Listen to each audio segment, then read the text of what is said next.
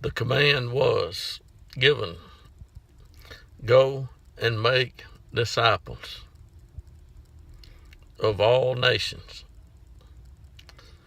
And disciples should be taught to observe something.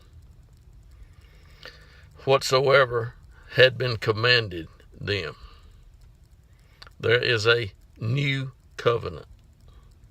That means the old covenant has passed away. A new covenant with better promises. Now, God has made promises over the years, and He's never failed to keep one. I mean, never. If God fails to keep a promise, you can just say, I really don't know what you can say, but God does not fail to keep promises. And this gospel, there's supposed to be a gospel of the kingdom. The gospel of the kingdom that God, controls. And God has never been out of control, folks.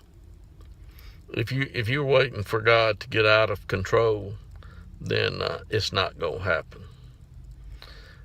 God has had a child born. A virgin gave birth, and she named him Jesus. And he has done what he could do, as a man in his, state that he was in.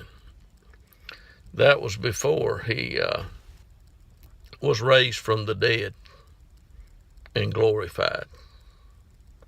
In other words, the man has been raised from the dead, and he can sit with God on a throne in heaven. I intend to sit with Jesus on a throne here on earth. And if you think that you are a child of God, and you're claiming to be a child of God, then you should know something about, the name of God. And you better not be, bringing anything bad to God's name, because it won't be good. But folks, the gospel of the kingdom is going to be preached. And at the end of the age, God is going to send His Son, whom He raised from the dead, back to the earth. Now, if you think you're going to fly away to meet Him and be with Him, for a period of time in heaven, well, you can keep thinking that.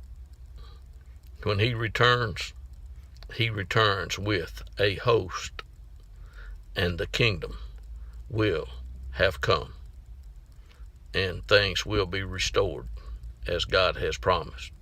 Until then, we wait for a Savior to come from heaven, whom God will send. So if you've been believing a false gospel, and you're just convinced that Jesus is God, then I hope you watch this video and change your mind. Yep, that's what I really hope. Because today is the day of salvation, if you do not harden your heart. Because those who hardened their heart, they died in the wilderness. Yep. It'd be a shame to die in the wilderness when you could have gone and crossed and inherited what you was rightly, to be yours.